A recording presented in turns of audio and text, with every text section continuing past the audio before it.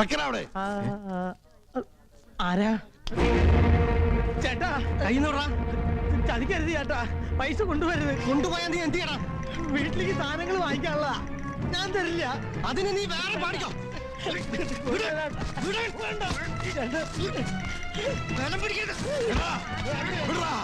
കാശ് എടുത്തോണ്ട് പോരുത്. ഈ പാവം ചങ്ക് പൊട്ടി പാടി ഉണ്ടാക്കിയ കാശ അത് തിരിച്ചു കൊടുക്കണ. അധികം തുള്ളിയ കുത്തി കീറി ഞാൻ. ഇത് ഞാനും എന്റെ അനിയനും തമ്മിലുള്ള ഇടപാടാ. ഞങ്ങൾ കൊടുത്തോളാം. പറഞ്ഞേ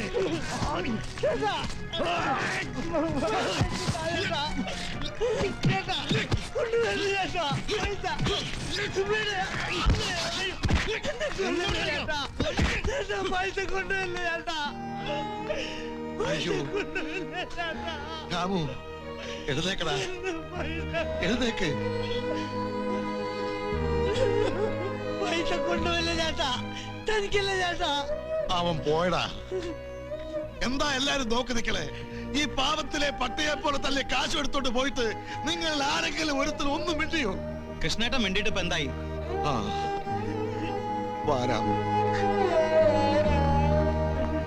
എനിക്ക് ഇന്ന് ഇനി ഒരു വരി എന്നെ കൊണ്ട് പാടാൻ പറ്റില്ല. വീട്ടിൽ ചെന്ന് അമ്മോട് എന്താ പറയാ? 2 ദിവസമായി വീട്ടിലുള്ള ഒരു കട്ടൻ ചായ കുടിച്ച് വിശപ്പടക്കണ കൃഷ്ണേട്ടാ. എല്ലാത്തിനും വഴിയുണ്ടാക്കാം.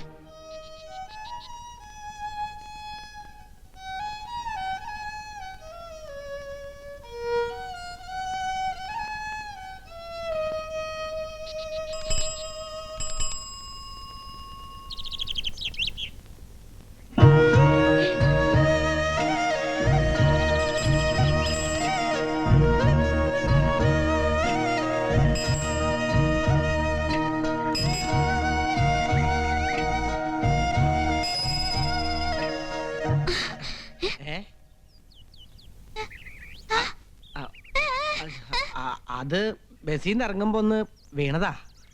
കണ്ണ് കാണാത്ത ആളാവുമ്പോ സൂക്ഷിച്ചു പോണം. ഉണ്ണിക്കുട്ടൻ ഇവിടെ ഉണ്ടായിരുന്നോ? കണ്ണ് കാണില്ല എന്നുള്ള കാര്യം രാമേട്ടൻ എപ്പോഴും അങ്ങ് മറക്കും.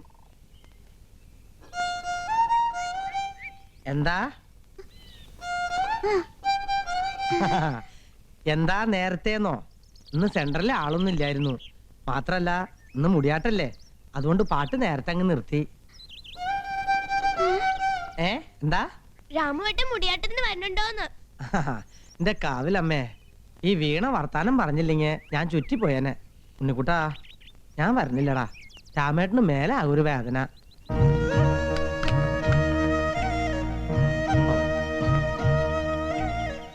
വേഗം നടക്ക്. സന്ധ്യക്ക് മുമ്പ് വൈദ്യുതിയുടെ അടുത്ത് എത്തണം. അച്ഛനുള്ള എണ്ണയും കുഴമ്പും വാങ്ങിച്ചില്ലെങ്കിൽ എന്നെ കൊല്ലും.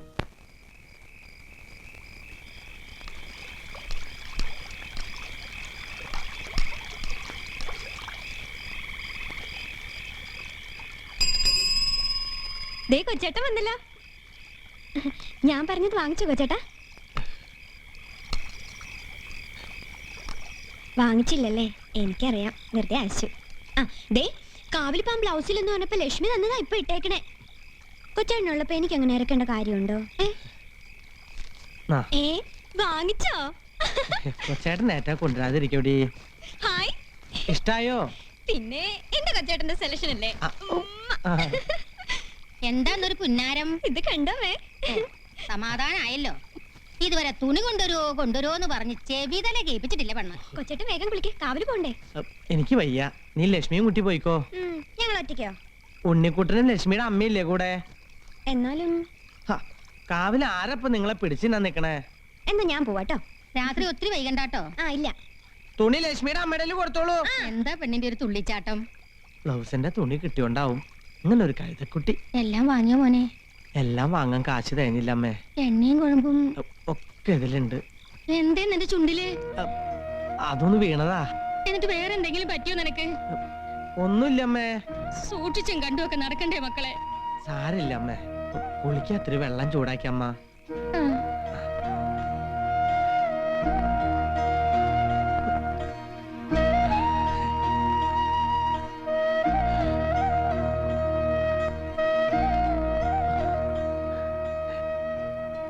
എവിടെയാണ് ഇതിനകത്ത് പുകല? പുകലതിലില്ലേ? എന്റെ അടുത്ത് പൊട്ട കളിച്ചാലുണ്ടല്ലോ. അയ്യോ അളന്ന് കിടക്കാണെന്നൊന്നും കരുതണ്ട, കൊന്നളേ ഞാൻ എല്ലാത്തിനെയും. അച്ഛന്റെ പിണ്ണം വയ്ക്കാൻ കൊണ്ടുവന്നിരിക്കുന്നു, അവന്റെ അമ്മയുടെ എണ്ണയും കുഴമ്പും.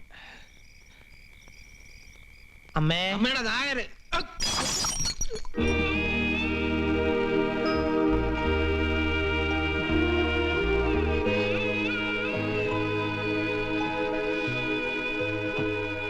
അത് പൊട്ടിച്ചു അല്ലേ? ആ പൊട്ടിച്ചു. എന്താ എന്നെ തല്ലണോ നിനക്ക്? വാടാ വന്ന് തല്ലിക്കോ. ഭാർഗവൻ നടന്ന പട്ടിയെ പോലെ കിടക്കുകയല്ലേ നിന്റെയൊക്കെ ഔദാര്യമൊക്കാത്ത്. ഇത്രയെങ്കിലും ഉണ്ടാക്കിക്കൊണ്ട് വന്ന എവിടെന്നാന്നറിയോ? കൃഷ്ണനോട് കടം വാങ്ങിട്ടാ. എന്തുകൊണ്ടാ കടം വാങ്ങിയെന്നോട് പറയടാ. എറിഞ്ഞു പൊട്ടിച്ചവൻ അതുകൂടി അറിയട്ടെ. എന്താ ഉണ്ടായേ? ഇവനൊന്നും പറഞ്ഞില്ല അല്ലേ? ഇല്ല. പറയില്ല. ചങ്കു കുത്തി പറിച്ചാലും ചിരിക്കല്ലേ ഉള്ളൂ. കൃഷ്ണേട്ടാ, കൂടപ്പറപ്പാന്ന് പറഞ്ഞിട്ട് എന്താ കാര്യം? കണ്ണി ചോരയുണ്ടോ ആ ദുഷ്ടനെ? ഇവൻ ചങ്കുപൊട്ടി പാടി ഉണ്ടാക്കിയ കാശ് മുഴുവൻ തൂത്തുവാരിക്കൊണ്ട് പോയി. ഇവനെ കവലയിലിട്ട് ചവിട്ടിക്കൂട്ടി. ചന്ദ്രുവിന്റെ കാര്യമാണോ പറയണത്? പിന്നല്ലാണ്ട് ആര്? നാട് മുഴുവൻ വിറപ്പിച്ചു കിടന്ന ഭാർഗവൻ ചട്ടമ്പിയുടെ മോനല്ലേ. വിത്ത് ഗുണം കാട്ടാൻ ഒരാളെങ്കിലും വേണ്ടേ? പക്ഷെ ഇങ്ങനെ പോയാ തന്തയുടെ നട്ടല്ലൊടിച്ചിട്ടതുപോലെ ഇട്ടേക്കില്ല നാട്ടുകാര്. കുത്തി മലർത്തും. നടു റോട്ടിൽ കിടന്ന് വെള്ളം കിട്ടാതെ ചോര നക്കി കുടിച്ച് ചാകേണ്ടി വരും അവിടെ. എന്റെ ദൈവമേ. കൃഷ്ണേട്ടാ മതി. ഇല്ല, ഇനി പറയാതെ വയ്യ. പല തവണയായി അവൻ ഈ പോക്കിരിത്തരം കാണിക്കുന്നു. വീട്ടിൽ പറയണ്ട പറയണ്ട ഇവൻ തടഞ്ഞിട്ടാ.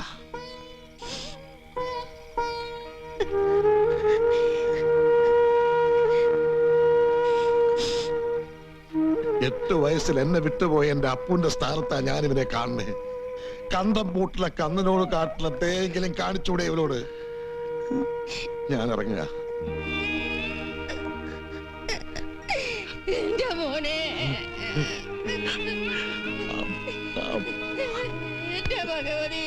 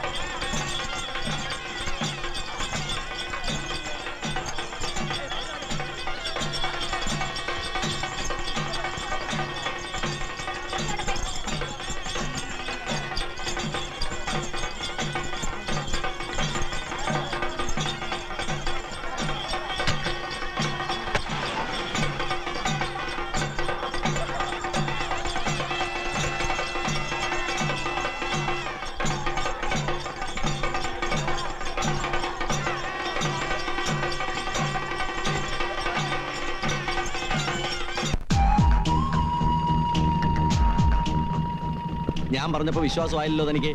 ഇപ്പൊ എങ്ങനെയുണ്ട്?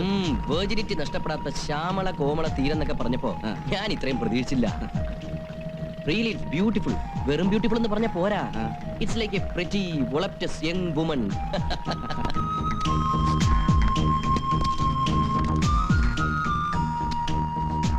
കല്ലിലടിച്ച് കീറിയിട്ടൊന്നുമില്ലല്ലോ. ഒരു കുഴപ്പമില്ല.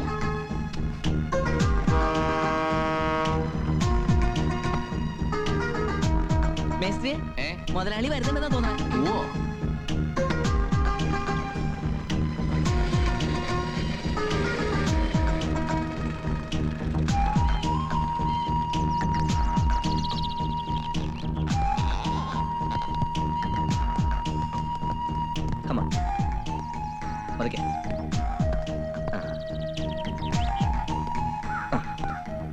വള്ളിക്കുന്ന് ഗ്രാമത്തിലേക്ക് സ്വാഗതം. Thank you. ഇതുപോലെ പ്രകൃതി രമണീയമായ ഒരു സ്ഥലം ലോകത്തൊരിടത്തും നിങ്ങൾക്ക് കാണാൻ കഴിയില്ല. ശാന്തസുന്ദരമായ കായൽ, കായലിനപ്പുറം മലനിര, അതിനുമപ്പുറം വള്ളിക്കുന്ന് പുഴ. ആഹാ, എല്ലാരും ഉണ്ടല്ലോ. എന്തൊക്കെയുണ്ട് നാണയ വിശേഷങ്ങൾ? ഞങ്ങളുടെ മാവേലി തമ്പുരാനല്ലേ വന്നേക്കണേ. ഇതിൽ കൂടുതൽ എന്ത് വിശേഷമാണ് ഈ അടിയങ്ങൾക്കുള്ളത്? ഇവരൊക്കെ ആരാ മുതലാളി? ഇത് മിസ്റ്റർ വിനോദ് ഭാസ്കർ, കേന്ദ്രമന്ത്രി ഭാസ്കർജിയുടെ മകനാ. ഇത് വിനോദിന്റെ ഭാര്യ മിസ്സിസ് ജയന്തി വിനോദ്. രണ്ടുപേരും കുറച്ചു ദിവസം നമ്മളുണ്ടാവും. അടിയങ്ങളുടെ ഭാഗ്യം. ഇത് നാണിയമ്മ. ഇതെന്റെ ഇവിടുത്തെ കാര്യസ്ഥൻ രാഘവൻ. അത് കുമാരൻ, അത് ചന്ദ്രൻ. മുതലാളി ഇന്ന് വരും നാളെ വരുന്ന കരുതി കാത്തിരിക്കാൻ നാട്ടുകാർ മുഴുവൻ. വർഷത്തിൽ ഒരിക്കലെങ്കിലും ഞാൻ വരാതിരിക്കോ കുമാര? കമോൺ മേശരി, ആ പെട്ടികളൊക്കെ എടുപ്പിച്ചോളാം. ചന്ദ്ര, കൂട്ട കാശുള്ള വീട്ടിലെ കുട്ടിയാന്ന് കണിശ. എന്തോ അതെ അതെ, തോമാച്ചൻ ഇവിടുത്തെ കിരീടം വെക്കാത്ത രാജാവാണല്ലേ. ഒക്കെ വെറും പാവങ്ങളാ, ശുദ്ധഗതിക്കാര്. അവരുടെ ദൈവമാണ് തോമസ് സാർ അല്ലേ? അതെന്റെ പ്രവൃത്തിയുടെ ഗുണമാ. ഞാൻ അവരെ അത്രയ്ക്ക് സ്നേഹിക്കുന്നു, അവരെന്നെ ബഹുമാനിക്കുന്നു, അത്രേ ഉള്ളൂ. ആ പിന്നെ ദാ ആ ബെഡ്റൂം നിങ്ങൾക്ക് എടുക്കാം. AC ഉണ്ടോ? ഈ ഗ്രാമം മുഴുവൻ സെൻട്രലൈസ്ഡ് ഏസിയാ. ഫാന്റെ പോലും ആവശ്യമില്ല. ജനാലെ അങ്ങോട്ട് തുറന്നിട്ടാൽ അസല് കാറ്റാ പുഴയെന്ന്. ചന്ദ്ര, എന്തോ ആ പെട്ടികളങ്ങ് തെക്കേ മുറിയിലോട്ട് വെച്ചേക്ക്. ശരി മുതലാളി. ആ അപ്പൊ ഞങ്ങളൊന്ന് കുളിച്ച് ഫ്രഷ് ആകാം. എന്ത് വേണമെങ്കിലും ആവാം. ഇത് നിങ്ങളുടെ സ്വന്തം വീട് പോലെ കരുതിയാൽ മതി, അല്ലേ മിസ്ത്രി? അത് പിന്നെ പറയാനുണ്ടോ? എന്താ വേണ്ടെച്ചാ പറഞ്ഞാ മതി. ഈ റൂമൊക്കെ ഡസ്റ്റ് ആണല്ലോ. ഡോൺ വെറി, അതൊക്കെ നമുക്ക് ഉടനെ ക്ലീൻ ചെയ്യിക്കാം. വിനോദല്ലേ? ഓക്കെ. എന്താ മേസ്ത്രി ഇത്? ഒക്കെ അടിച്ചു തുറച്ച് വൃത്തിയാക്കി ഇടണമെന്ന് ഞാൻ വിളിച്ച് പറഞ്ഞതല്ലേ? ഞാനും ചന്ദ്രനും കൂടെ ഒക്കെ അടിച്ചു തുടച്ചതാ. എന്നാ കുറച്ച് ദിവസമായി. തെങ്ങ് കയറിക്കണേന്റെ തിരക്കിനിടയ്ക്ക് ആ ഭവാനിയമ്മ എന്തേ? ഭവാനിയമ്മയ്ക്ക് തീരെ വയ്യ. ഇടയ്ക്കിടയ്ക്ക് ആസ്മയുടെ അസ്കതിയുണ്ടേ. എന്നാ പിന്നെ വേറെ ആരെങ്കിലും വിളിച്ചേപ്പിച്ചൂടായിരുന്നോ? പണിക്കാരെ കിട്ടുന്നപ്പോ വലിയ പാടാ. വിനോദിന്റെ ഭാര്യ ഒരു കോടീശ്വരന്റെ മോളാ. നമ്മുടെ ഗസ്റ്റുകളായിട്ട് അവരെ ഇവിടെ വിളിച്ചോണ്ട് വന്നിട്ട് ഭവാനിയമ്മയോട് ഞാൻ പറഞ്ഞെന്ന് പറ. ഓ ആ എന്റെ സങ്കടം ഞാനിനി ആരോടാ പറയാ? നീ ഒന്ന് കരയാണ്ടിരിക്കടി. നമുക്ക് സമാനം ഉണ്ടാക്കടി സരു. ഞാനല്ലേ പറയണേ. മധ്യസ്ഥനെ കൊണ്ടുവന്നിട്ടുണ്ട്. ഇനി കാര്യങ്ങൾ പറഞ്ഞ് തീരുമാനിക്കാം. കൃഷ്ണേട്ടൻ വന്നോ? വന്നു. വരാണ്ടിരിക്കാൻ പറ്റുമോ? എന്താ കൃഷ്ണേട്ട ഇപ്പൊ ചെയ്യാ?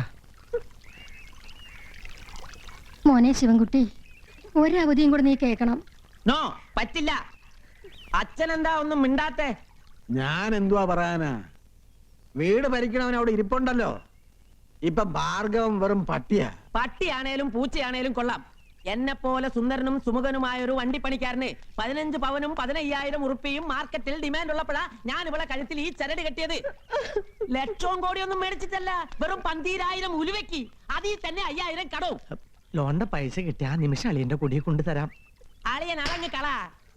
കണ്ണുപൊട്ടനായതുകൊണ്ട് സർക്കാരിൽ നിന്ന് ലോൺ എളുപ്പം കിട്ടുമല്ലോ എന്ന് കരുതിയ അന്ന് കടം പറഞ്ഞപ്പോ ഞാൻ സമ്മതിച്ചത്. എന്നിട്ട് ഒടുക്കം പറഞ്ഞ അവധിയും തീർന്നിട്ട് ഇന്നേക്ക് ദിവസം 4 ആയി. ഇതിനെല്ലാം കാരണക്കാരൻ നിങ്ങളാ. ഇനി ഒരു അവധി ശിവൻകുട്ടി കാക്കുന്ന പ്രശ്നമേ ഇല്ല. എടാ, ലോണിന് വേണ്ടി ഞങ്ങൾ ആ ആഫീസിനടുത്ത് കയറി ഇറങ്ങാൻ തുടങ്ങിയിട്ട് നാളെ തരായെന്നറിയാവോ? എനിക്കതൊന്നും കേൾക്കണ്ട. വേണമെങ്കിൽ ഇപ്പോഴും വേറെ കെട്ടാൻ ഡിമാൻഡ് ഉള്ളവനാ ഈ ശിവൻകുട്ടി. വെള്ളം ഉണ്ടെങ്കിലല്ലേ മുങ്ങാൻ പറ്റൂ. ഇപ്പൊ തന്നെ വേണോന്ന് പറഞ്ഞാൽ നെറ്റിമേ പോരാൻ ഒരു തുട്ടുപടില്ല. ഇല്ലെങ്കി വേണ്ട. ദേ ഉരുപ്പടി അങ്ങോട്ട് പിടിച്ചോ. പൈസയും കൊണ്ട് വരുമ്പം ഞാൻ തിരിച്ചെടുത്തോളാം. അയ്യോ അങ്ങനെ പറയില്ല അളിയ. സരോജത്തെ ഇവിടെ നിർത്തിട്ട് പോയാൽ ആളുകൾ അറിഞ്ഞ നാണക്കേടാ. അറിയട്ടെ, 4 ആൾ അറിയട്ടെ. സ്വന്തം പല്ലുടെ കുത്തി എന്തിനാ ഇങ്ങനെ നാറ്റിക്കണത്? നാറ്റിക്കൊടി, നിങ്ങളെ ഒക്കത്തിനെയും ഞാൻ നാറ്റിക്കും. ഞാൻ പോവാ. കാശും കൊണ്ട് മാത്രം നീ അങ്ങോട്ട് വന്നാ മതി. അളിയ പിണങ്ങി പോവല്ല അളിയ. എന്റെ ഒരു അവധി കൂടി അളിയൻ കേക്ക്. അളിയൻ പോയോ കൃഷ്ണേട്ടാ? ശിവൻ പോയി രാമു. ആരാത്? രാഘവൻ മേസ്ത്രിയാ? അതെ, ശിവൻകുട്ടി ദേഷ്യപ്പെട്ടാണല്ലോ പോയത്. എന്തു പറ്റി? സ്വന്തം ഭാര്യയ്ക്കും കുടുംബത്തിനും 5,000 രൂപ പോലും വില കൽപ്പിക്കാത്ത ദ്രോഹി. പിന്നെ ഞാൻ വന്നത് ഒരു അത്യാവശ്യ കാര്യത്തിനാ.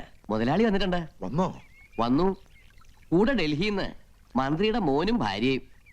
AC റൂമിലൊക്കെ താമസിച്ച് ശീലിച്ചവരല്ലേ. അടിച്ചും തുടച്ചും എപ്പോഴും നല്ല വൃത്തിയാക്കി ഇടണമെന്ന് നിർബന്ധം. പറഞ്ഞിട്ട് കാര്യമുണ്ടോ? പണിക്കൊരാളെ കിട്ടണ്ടേ? എനിക്ക് വയ്യാന്നുള്ള വിവരം പറഞ്ഞില്ലേ? പറയാണ്ടല്ല, മുറികളിലൊക്കെ കയറി ഇറങ്ങി പണിയെടുക്കേണ്ടതല്ലേ. വിലപിടിപ്പുള്ള പല സാധനങ്ങൾ കാണുകയെ വിശ്വസിച്ച് ഏൽപ്പിക്കാൻ പറ്റിയ ഒരാള് വേണ്ടേ? വാസന്തിക്കൊന്ന് പോയാലെന്താ? വെറുതെ തുള്ളിച്ചാടി നടക്കുകയല്ലേ. വല്ല വീട്ടിലെ അടുക്കളപ്പണിക്ക് പോകാൻ എനിക്ക് വയ്യ. ഓ, അവള് കണ്ണുപൊട്ടം കളക്ടറുടെ അനിയത്തിയല്ലയോ? 4 കാശ് കിട്ടണ പണി ചെയ്യാൻ സമ്മതിക്കത്തില്ല ആ തെണ്ടി. അച്ഛൻ എന്തൊക്കെയാ പറയണേ? അച്ഛൻ പറഞ്ഞോട്ടെ മോളെ. ഇഷ്ടമില്ലെങ്കിൽ പോണ്ട. മേസ്ത്രി പൊയ്ക്കോളൂ. എനിക്ക് വയ്യെങ്കിലും ഞാൻ വരാം. ആവു, സമാധാനായി. രാമുവേ, അപ്പൊ പോവാ. ശരി മേസ്ത്രി. നീ വിഷമിക്കാണ്ടിരിക്കേ, എല്ലാം ശരിയാകും. തക്ക സമയത്തിന് തന്നെയാ തോമസ് സാർ എത്തിയത്. നീ നോക്കിക്കോ, ആ ബാങ്ക് മാനേജറെ കൊണ്ട് നിന്റെ ലോൺ ഞാൻ ഇന്ന് തന്നെ പാസ്സാക്കി. നേരാണോ കൃഷ്ണേട്ടാ? തോമാസാറ് പറഞ്ഞാൽ ലോൺ കിട്ടോ? കിട്ടുമെന്നോ തോമസ് സാർ ആ ഫോൺ എടുത്തൊന്ന് കറക്കിയാ മതി. 5000 അല്ല 5 കോടി ലോൺ കിട്ടും.